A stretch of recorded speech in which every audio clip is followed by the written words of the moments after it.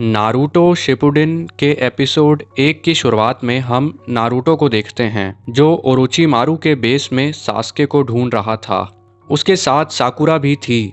वो एक एक करके सारे कमरे चेक कर रहे थे लेकिन उन्हें कुछ नहीं मिलता। फिर अचानक से एक धमाका होता है। उधर एक और शिनोबी भी था जो सास्के तो नहीं लग रहा था। फिर साकुरा वहां पहुंच जाती है। साकुरा को किसी की आवाज आती है जिसे सुनते ही वो पहचान लेती है कि ये सास्के है। इतने में नारुतो भी वहां आ गया था और तीनों सास्के की तरफ देख रहे थे। नारुतो सास्के से पूछता है कि तुमने मुझे उस दिन क्यों नहीं मारा। असल में शारिंगन की पावर पाने के लिए अपने बेस्ट फ्रेंड को मारना होता है और ऐसा करके सास्के इटाची जैसा नहीं बनना चाहता, तो उसने नारुतो की जान बख्श दी। फिर सास्के मिली सेकेंड्स में नीचे आ जाता है। सास्के बोलता है, तुम तो होकागे बनना चाहते थे ना, तो मेरा पीछा करने की जगह तुम्हें ट्रेनिंग पे ध्यान देना चाहिए था। फिर सास्के अपनी तलवार बाहर निकालता है।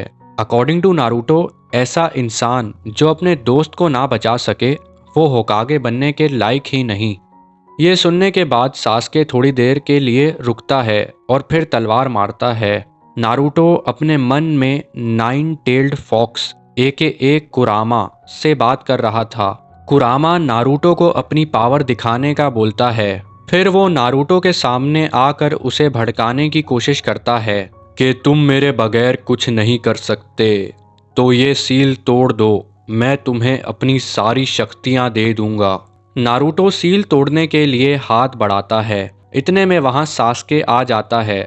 अब सास्के को पता चल गया था कि नारुतो को असल पावर कहां से मिलती है। कुरामा सास्के से इम्प्रेस हो जाता है क्योंकि सास्के नारुतो के अंदर घुस के कुरामा से बात कर रहा था। सास्के का विजन और चाकरा देखकर कुरामा को मादरा याद आ जाता है। फिर सास्के कुरामा को उड़ा देता है और बोलता है कि मैं किसी मादरा को नहीं जानता। फिर अगले सीन में हम कोनाहामारू, उडॉन और मोईगी को देखते हैं जो अपना मिशन कंप्लीट करने के बाद रिवॉर्ड लेने आए थे। कोनाहामारू बिल्ली की ओनर का मजाक उड़ाता है। इबिसु सेंसे उसे मना भी करते हैं। फिर वो लेडी वहां से चली जाती है।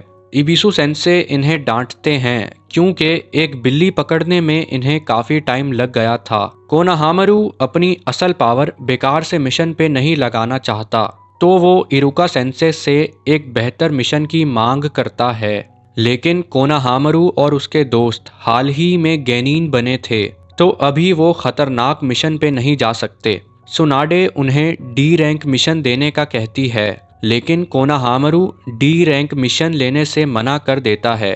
आखिरकार वो 7th होकागे जो बनने वाला है। सुनाडे बोलती है कि तुम 6th होकागे नहीं बनोगे, मगर कोनाहामारू को पक्का यकीन था कि नारुतो ही 6th होकागे बनेगा। फिर कोनाहामारू का ग्रुप हेडक्वार्टर्स से चला जाता है। कोनाहामारू की बातें सुनकर इरुका सेंसे को नारुतो याद आ रहा था। सुनाडे के हिसाब से नारुतो के वापस लौटने का समय भी हो गया था। फिर हम लीफ विलेज की एंट्रेंस पे जिराया और नारुतो को देखते हैं। साकुरा एंट्रेंस की तरफ किसी काम से जा रही थी। रास्ते में उसे कोनाहामारू मिल जाता है, तो साकुरा उन्हें भी साथ चलने का बोलती है। एंट्रेंस पे बैठे गार्ड उन्हें वापस टाउन में जाने का बोलते हैं, जहां पर उनके लिए एक सरप्राइज है। ये सुनकर साकुरा जान जाती है कि नारुतो आ गया है। इधर नारुतो एक पोल पे चढ़कर लीफ विलेज के नज़ारे ले रहा था। साकुरा वहां पहुंचकर नारुतो को नीचे उतरने का बोलती है और नारुतो नीचे आ जाता है। अब नारुतो का कद पहले से काफी लंबा हो गया था। कोनाहामारू वहां आकर अपना स्पेशल जूट्सु दिखाता है। नारुतो बोलता है कि अब मैं कोई छोटा बच्चा नहीं और ना तुम छोटे बच्चे हो, तो ऐसे जूट्सु मत करो। साकुरा सोचती है कि नारुतो पहले से ज्यादा समझदार भी हो गया है। फिर नारुतो बोलता है कि तुम्हारा जूट्सु बहुत बेकार था, तुम्हें मेरा परवी निंजुत्सु देखना चाहिए। ये सुनते ही साकुरा नारुतो को जोरदार मुक्का मारती है क्योंकि नारुतो बिल्कुल भी नहीं बदला था।